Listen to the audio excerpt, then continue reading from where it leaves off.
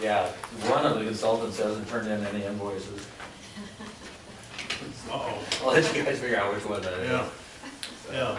I promise not to charge interest, I'll just. Okay. The guy was good here, except the guy who didn't turn in the invoice. Yeah, it's been a busy, It's turning white, but it's good here. It's just turning very white. it's been busy, hasn't it? That's my only excuse, is I've been on the road. All right. Continuously. Mary, thank you. Or in the hospital, one of the two, not the first two. Rose, you want to get up, but before you do, Mr. Miller, welcome. Thank you. You have anything you want to, you have any, No, I'm Where's just the wisdom? Robert Kempel's alternate. did you pass him on the way out? Robert's already been here. What kind of complaint do you have? We need more water. Well, we're gonna take care of that. All right, Rose. I'll, Dulce.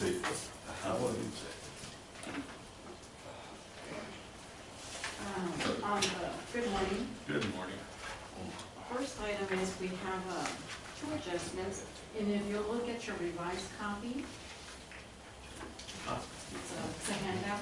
Okay. And I'll let you know what the correction is on the second one. Okay. I included $5.06 a collection fee. That goes to the law firm that collects the taxes. So instead of $22.40, it should be $17.34. Oh, I see. So let me go ahead and start with the first one. This property was scheduled for a tax sale. That was November 1st of 2016. The property had been struck off to the city as trustee because there was no bid. Therefore, the property becomes tax exempt. So we need to prorate the 2016 tax assessment.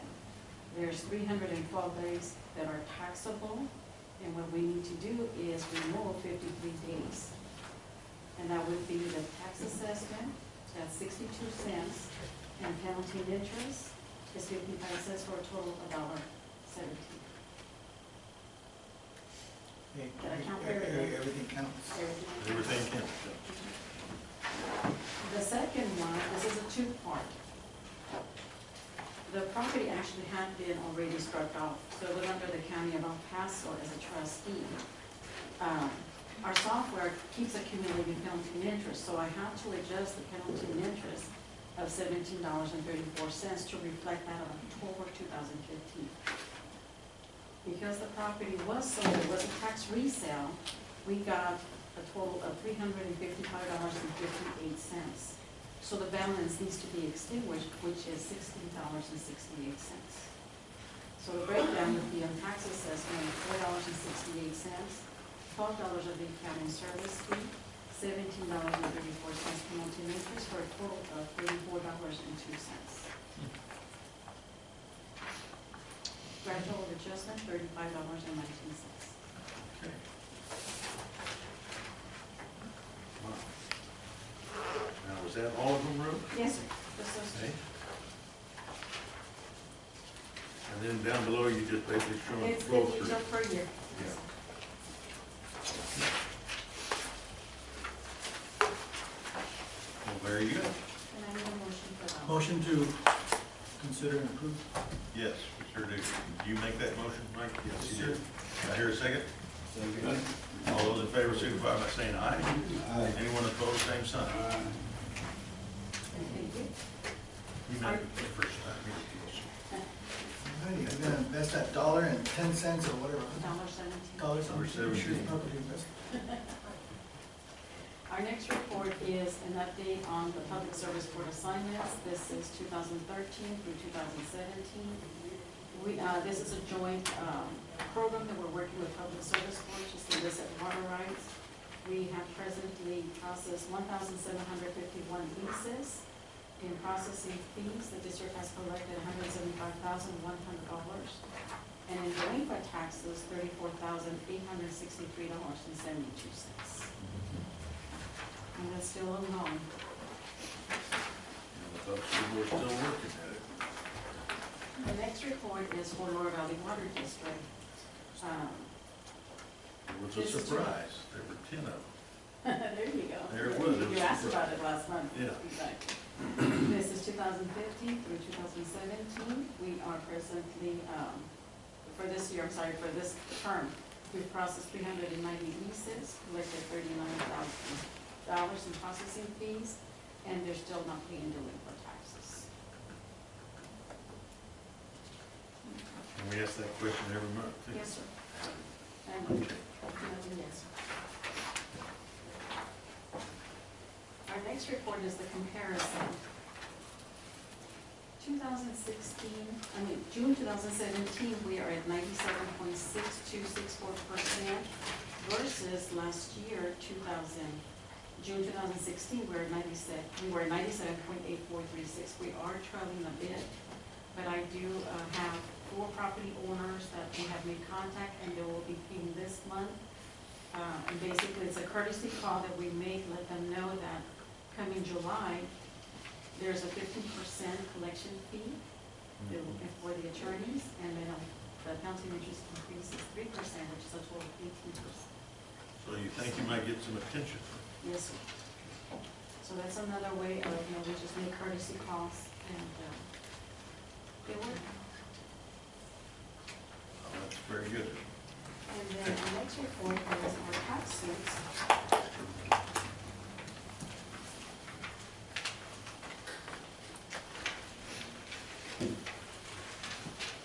We have a total of 94 tax suits. Of those 94, 26 are paid in full. Still pending. Or quickly, maybe the old city taxes, county taxes, maybe court fees, so on. And we're still working on those. And for this month, we did not have any non-suited or sold. Okay. And that's all I have. Rose, thank you again. Excellent work. Thank you very much. Thank you. Appreciate it. Mr. General Manager. Okay. I only have that one item under my report. It's maintenance agreement that we had signed with International Boundary and Water Commission some 20 years ago in regards to the American Canal extension. I had a meeting with them, called by them, and basically what they want to do is they want to renege on the memorandum of understanding that we had and enter into a new agreement. I have attached the new agreement that they have proposed, which I find totally one-sided for them. But anyway, I've attached the agreements going back to when Congress passed the extension of the American Canal. And basically what it was is the irrigation district was to pay $50,000 annually and for the maintenance of the American Canal. Later on there was another agreement signed in 1994 by the CFO out of IBWC and our board president, Johnny Stubbs. And it was an agreement where those fees, those $50,000 would be waived as long as we invested in the maintenance, and we did the maintenance of the American Canal extension. As I explained to our Vice President and Mr. Spear earlier, is that when I became General Manager, of course, there's a lot of things that you learn as you go, as they come up. And about 3 years into my appointment, I found out that we were required to maintain the American Canal extension. Of course, since then, we have been crippled as to how much work we can actually do on the American Canal extension, because IBWC allowed Border Patrol to put a chain link fence on the north side of the American Canal extension. And then later on, as you well know, under the Bush administration, they passed the border fence, and IBWC approved them putting the fence on the south side of, next to the American Canal. So that has crippled us as to how we can maintain it. There's, on the south side, there's just a pathway of about maybe, what does it be, 2 feet? That our employees can walk and get from, say, one end. They might even go into a gate to enter there and have to walk half a mile to get to where there's a problem area where they need to go cut salt cedars or whatever. So it's become quite dangerous for our men because, you know, some of those salt cedars you have to take a chainsaw in there to cut it down. So anyway, I brought up all those issues with IBWC, but what surprised them the most is that I told them, look, we have a binder that we've been keeping on all the work that we've been doing to the American Canal extension. And this is something that Pete has in his office where they document anything that we do as far as work. We document it in their equipment, manpower, and other issues that we might do. We sometimes we go over that 50,000. We do about $80,000-$90,000 worth of work to the American Canal extension.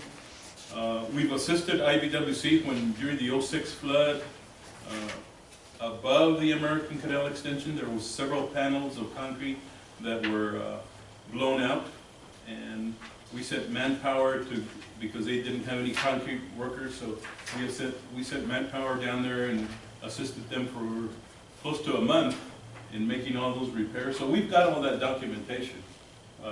We're justified on what we've done on a yearly basis.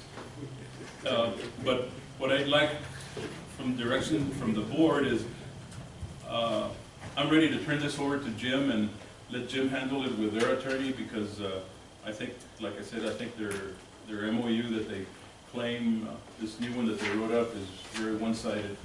I think we need to go, if we're gonna discuss, there's other issues, we probably gotta go into executive session on any legal things, because there's other Legal discussion. other issues. Okay. You don't have to, you can. Right. Yeah, well, we're being, probably, this video will be part of the deposition. I say, why don't we hold off further discussion, and I can move that, we can move Into that the close? to the Okay. closed session. All right, please? And that's all I've got. I don't, No, it's just, I just do what? what are you talking about, in closed session? Exactly. Right. Don't say And then you don't act on it. until we can in open session. Right. Okay. So, All right, Sheree, what else you got? Well, we've got some other matters that under Al's on allocation, so we'll discuss that when we get to it. Okay. Okay. Gotcha. Let's see here. District engineers reports and recommendations. Al? All right, let's start out with the good news, right? Robert? Good news? Bring it on, Robert. You want to increase the maximum allocation from 4 feet to 5? Yeah, let's go do it. All right, with me. Call 48. Turn the lights off, thanks. Yeah, hopefully it's big enough so you guys can see it. So, we haven't finalized allocation, but Phil King sent me out a proposed final, and it's not, our numbers aren't gonna change in what we're trying to resolve in the allocation, but it'll still be dated the 12th. So we're close enough. This will be 412,672 is what we'll have. Okay, that's including our carryover, our 50,000 carryover from last year. So that's a lot of water, guys. 376 is 377,000 is a full allocation. So that's the first part of it, is we have a lot of water. That's just what's in there now, as of today, or even there's more. There's coming in at 6,000 acre feet a day. We get all our obligations. That's 10 small tracks. Robert, correct me if you want to change. No, it. you're good. And that's a 4 foot allocation, so we recommend we go make the allocation 4 feet. And then this is, isn't this sort of amazing? I didn't know how many years it would take to get to do than I thought. Okay, so we take care of all our obligations. By the way, there's more than enough water we're reserving for the 4 feet. We probably won't use all of it, but there's no issue in these calculations. Robert's got all the water he can use to get to that 4 feet. There's no shortage of any short right now. Obviously, we want to be, conserve the water and be frugal with it. We're not done that. There's about 21,000 we reserved. Part of that has to do with our losses. What we were, the first 15 days, before Mexico came on, we paid for the entire river. So the differential there is about 14,000 acre feet increase in use because we had to pay for the seepage. So it's the difference between the total amount of water we released from the reservoir and what we normally would have been charged at the diversions. And that difference was about 14,000, that's the seepage, and filling up the river. Is that daily use out, just our district, or is that? Yeah, that's just us. Just us, okay. Yeah, which is way more than we've been averaging by far. Right? We're probably averaging what? Daily use in acre feet, probably around 1,500, 800 to 700 CFS. No, we haven't even gotten that far. Yeah, so that's way high. In other words, that number's too high, but Yes. we're just, if he doesn't use 221 in this whole thing, I know it's a little late in the year to be making this, increasing this allocation so much, so we don't expect to use that. It'll just end up. So these are conservative numbers, but I want to show you even a conservative. So that means that we'll have, even at this rate, which we know we're not using that much water right now, we will have 72,000 in excess. Sure. That's at the farm level. I gotta take that back to the reservoir. That's 102 at the reservoir. Wow. You probably can add another 50 to another 100 on there, right? Probably another 50. I would say 100. Well, I'm gonna add another 140 to it in a minute, so yeah. Okay. Probably Robert's gonna conserve at least another 50, so that would probably be another 50 onto it, and then down here, by December, okay, we're gonna go, if we haven't already, it was 4 days away when we did the calculations yesterday. By Friday, the project will max out on the amount of water that it's under the operating agreement they're allowed to allocate. So we're limited to 790,000 acre feet. We did that on purpose because we didn't want excessive use of water that's in storage. We wanted to promote conservation. So once we get to that 790,000 between Mexico, EPCWID, and us, once that's allocated, we don't allocate any more for this year. But water keeps coming in. And my estimate at between June 1st and September 1st inflow is going to be 350,000 acre feet. And that's a conservative estimate. Okay, it could be 500,000. Wow. Yeah, wow, right? Now, again, that's total though, that's not just us. That's not just us. Okay, that's total, yeah. And so we right now, we're gonna carry over 102 is what the budget's for, but Robert will probably come in not using as much, so that'll probably be a little bit higher than that. And then we'll get a new allocation in December for all this water that's coming in from now to then. Our share of that is 40%, so we'll be 140. You add that with what we're gonna carry over, and on December, I don't know, 5th or 6th, whenever we make the allocation, sometime in early December, you'll have, my estimates is you'll have a 40-inch allocation for next year. Wow. You probably will have 48 inches, because these are conservative numbers, and Robert's already said he's not gonna use that much water, so we'll carry over more. Well, even out of that 412 out, everything's looking the same.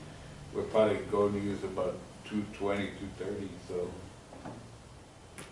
Yeah, I'd have to go back and convert, so that'd be this number divided by 0.71, which would be, yeah, so that's about another 50 you're gonna give me, like what we said, so. Yeah.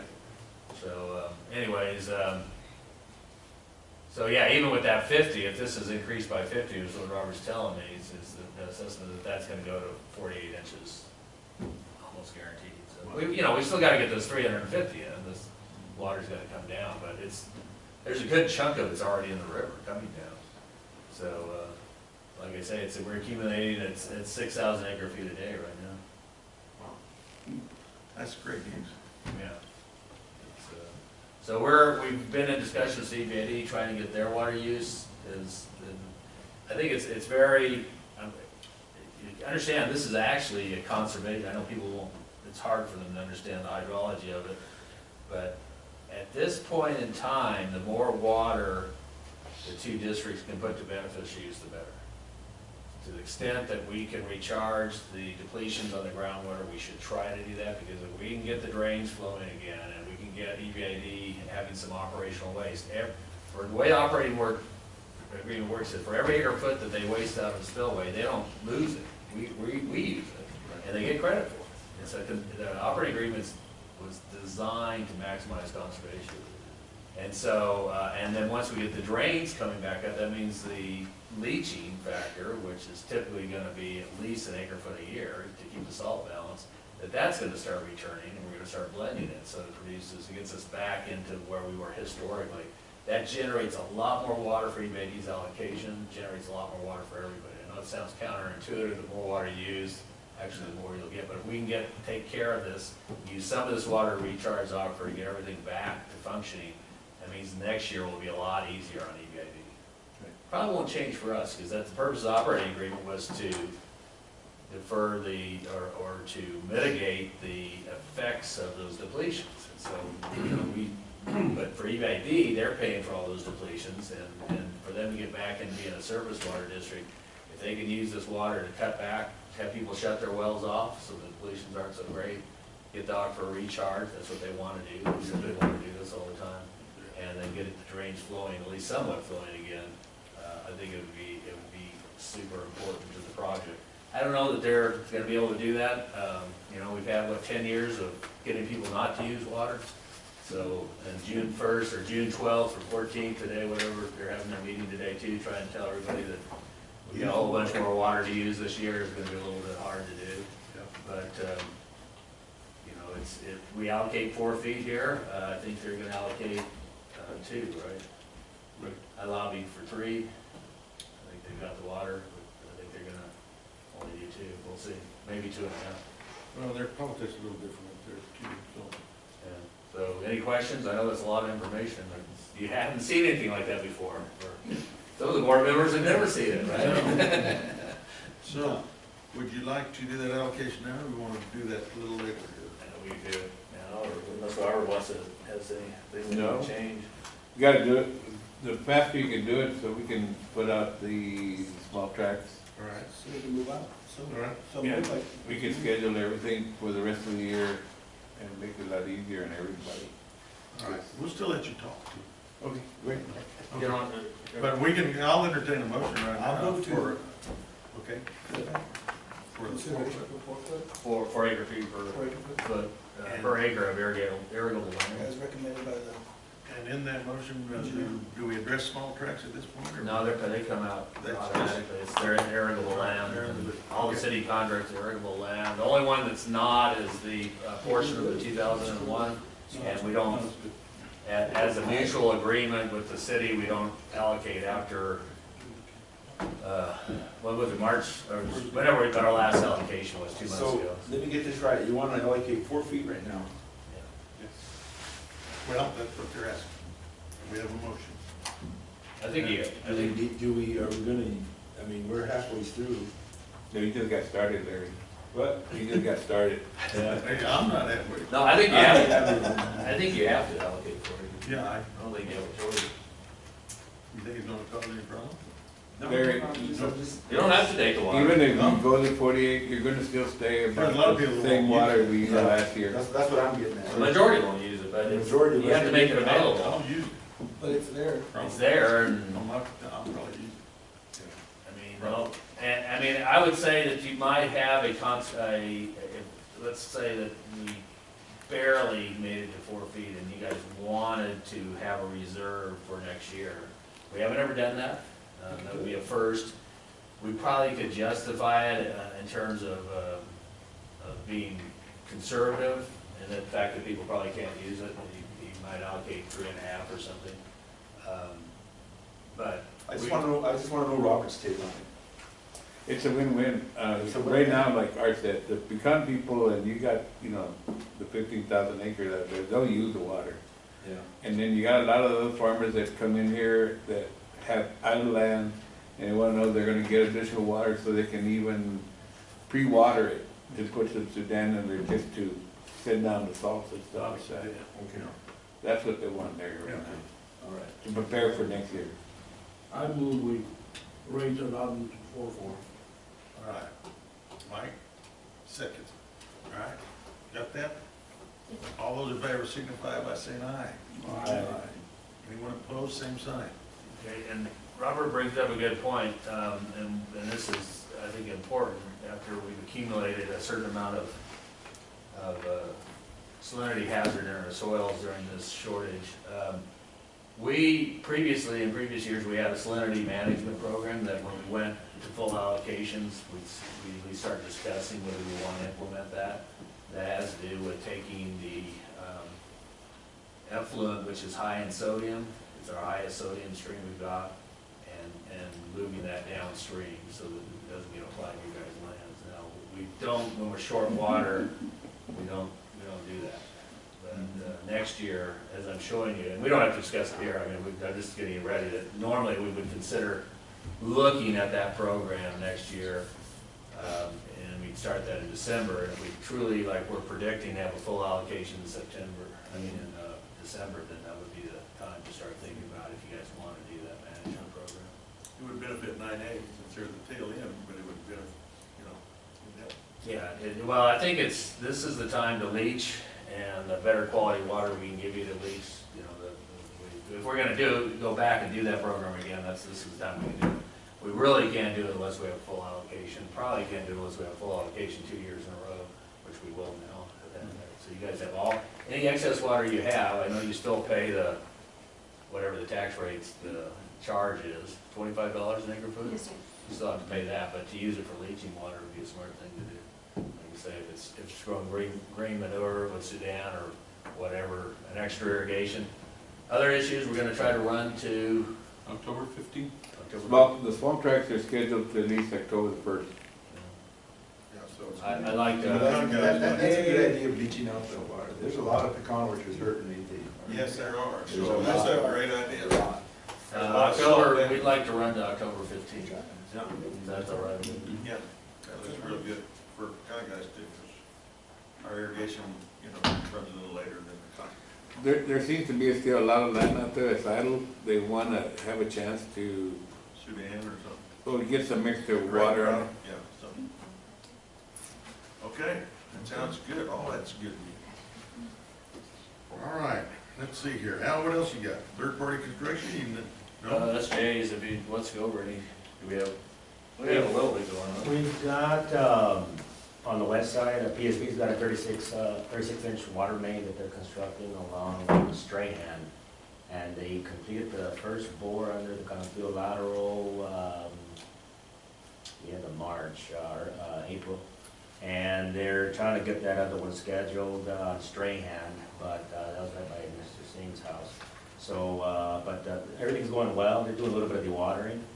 And that's really, obviously, the East Lake extension from I-10 down to North Loop on the Waco Tanks Road.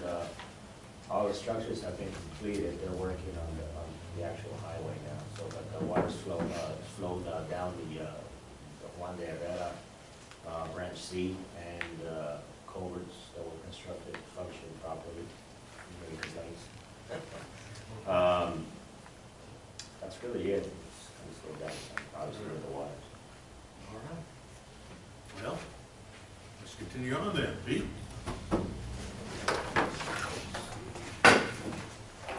Morning. Good morning. I don't have much either. A couple of things we're doing is we're still hitting the drains pretty hard. We are working right now on the Mexis, Montoya, and down in Mesa. As you all heard, the river drain and the river intercepting drain. So we've got our excavators pretty much scattered.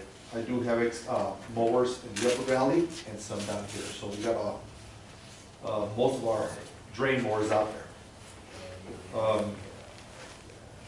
We've installed 2 more turnouts for new water users, well, the water users that didn't have a way to access the water, so we have installed 2 new turnouts.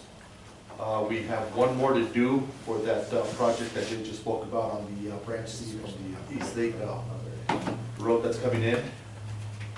And we're coming across, now that we're doing all this work on these drains, we're coming across all these culverts that are pretty much in real bad shape. And there's a couple of pictures that'll show you just an example of what we're running into. You guys that live in Favich, you've probably been seeing Texas Gas and Favich Water District working on the Mesa drain. We're getting ready to replace that culvert, also failed, and it's become to where it's an unsafe culvert. So we're having to actually install a culvert to get people in and out into the other homes before we even start construction on that culvert. But you'll be seeing that here within the next week or so.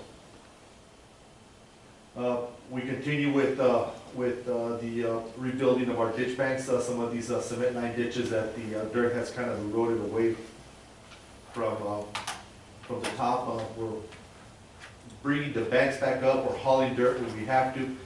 This is over by the Franklin Canal, by the Carolina overpass. This situation here, the contractors had some extra dirt there at the area, so what we did is we took advantage of it by just hauling it around the corner and using it on our Franklin Canal and rebuild our left bank of the Franklin Canal. That's that new overpass that just went up. Did they finish that now? No, they're still working on it. We're gonna bridge that, but all the subsurface is finished. Yeah, but everything in our right of way, it's done.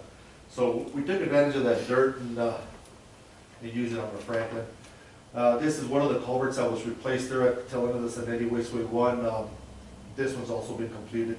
Problem here is that that bank was so narrow and the farmer was having a hard time getting around that culvert to get to his field on the right bank there, so we had to put an extension on there to make that right side a little bit wider for him, give him access to his field, and at the same time, make it safer for our ditch riders to go around that culvert and our mowers. That's one of the 12-inch turnouts that went in on the Socorro. Gentleman came in here, paid for a new turnout. We went in there and installed it. Keep going, Jay. That's that same turnout. This is another one on this is actually on the Montoya drain over behind the Willows. And what we had here is there was no crossing on this drain. The Montoya drain, since we're doing all this work to it, there was no way to get from one side of the Montoya beat to the other side because there was no culvert. So we went in there, dropped a pipe in the branch V itself, and made a crossing so we can continue maintaining that Montoya drain without having to backtrack a mile and come around. So that's there right at the tail end of the Montoya B, right below the country club. Some of the issues that we ran into, you guys saw some of these pictures last month. This is right below Montoya Road, or no, actually Lindbergh Road, and kind of what it looks like before we went in, and some pictures of what it's looking like after we go in there, we mow it, then the excavator comes in behind it and get everything from the inside of the channel. But have we had any phone calls? No, actually, people are living it now. I mean, it's completely different from the first time we went in there. This is right here on the middle drain below Presa. Again, all these drains that we're working on right now are drains that were maintained by the city years ago. So we're having to go back and kind of get up to where we want it. They were supposed to be. The way they should be, right. This is the middle drain right behind the school by below Presa. And that's what it's looking like after we're done. That's also the middle drain. That's America's overpass right there that you see in the background. And that's below Ivy Road. Again, same situation, before and after pictures. They're pretty nice when they're dry, you get to really smooth them out the way you want to, but unfortunately we don't have that luxury in all of them. This is right there, right below Nevada's. This here is the Mesa drain, right below Americas, over by James Place, behind Las Placitas. And we had a lot of growth inside the channel. A lot of trees that actually had grown inside the channel that were just neglected. We've gone in there, knocked everything down, we're mulching everything. There you see our new grade all, mulching some of the stuff and digging some of the bottom out. Kind of what it's looking like afterwards. We're still working in this area as we speak. We still got a couple of more trees we need to knock down. There you see the guys mulching everything and just putting everything on top of the ditch bank. What do you do with those trunks of those trees? Those The big stuff, we haul it in to the landfill. The smaller stuff, we mulch and we put it on top of the ditch bank and kind of use it for dust control. And again, some of the, this is the river drain over by Bologna. All this has been addressed. The culverts I was talking to you about, this is right there by Ivy Road. And you'll notice on the next couple of pictures, the condition of these pipes. You know, so, we got quite a few, culverts that we're gonna have to replace. Right now, I've got 2 work orders on 2 flumes in the upper valley. These are canals that are in Texas, but are ran by EPCWID. But EPCWID doesn't want to go in there and replace any flumes or culverts that are in Texas. So we have to go in there and replace them. And right now I do have 2 that we're gonna go in there and redo here starting tomorrow. All right. Any Good work, questions? Steve. No, that's a lot. Thank you. Thank you. Well, let's see here, Robert. Okay. 4 footer. Lisa just remind me, 4 foot road. Lisa just remind me not to use any cuss words. I try every time there. Now, deliveries, kind of compared to last year, they're almost identical. It's real crazy. Last year, we watered, at this time, 73. This year, we're at 72,000, so almost identical. We're fixing to start our 3rd irrigation on the small tracks as of today. We got your little small track schedule ready for 10. That'll be going out, and like I said, the farmers will be terribly pleased with the additional water, because they have been pretty concerned. And they just kind of wondering how come the board was taking so long to come up with it. So, you know, we just had to make sure what was coming into the dam was coming in. But everything's good. We're having a little bit of flood problem with the river right now, because when we started going up with the water, the river started taking a little extra water. But I think we got that under control. Some of the farmers are a little concerned, but yeah, the water's coming back into El Paso as we speak now, and we should be in pretty good shape. It was just, He makes it. well, you know, we were running at 15 on the river, and all of a sudden we bring it up to 2,000, and it just didn't. I used it about Sunday, we said, oh, we got problems here. Yeah. But didn't want to overreact. We reacted Monday and then Tuesday, and then we probably do a little bit of more tweeting on it today, but I think we're in good shape. Just how hot is going on. You know, yesterday we had 4,000 acres from Monday on, and that went from 4,000 yesterday morning to almost 9,000 this morning, so it's there. It's 9,000 for Monday on, and we got 7,000 we get out between now and Monday, so we're gonna need it. Yeah. Yeah, it's there. All right. That's it, it's ready to go. I've heard minimal yelling in my ears. Well, I hear plenty of them, they probably call me, but no, they, I guess April and May, there's not such a demand. It goes pretty well when they want their water, and we just got caught this week with the river on the low side and having to bring it up, it takes a couple of days.